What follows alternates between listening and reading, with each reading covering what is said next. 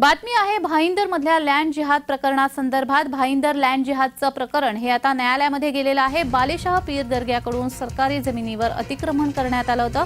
मुंबई जवळच उपनगर असलेल्या भाईंदर येथील उत्तन परिसरातील लँड जिहादचं प्रकरण मुंबई उच्च न्यायालयामध्ये पोहोचलेलं आहे। स्थानिक हिंदुत्ववादी कार्यकर्ता ॲडव्होकेट खुश खंडेलवाल यांनी बालेशाह पीर दर्ग्याकडून होणाऱ्या अतिक्रमणाच्या विरोधात उच्च न्यायालयामध्ये जनहित याचिका दाखल केली आहे। बालेशाह पीर दर्गा विश्वस्त मंडळाने सरकारी जमिनीवर कब्जा मिळवण्यासाठी विविध उपाय योजले।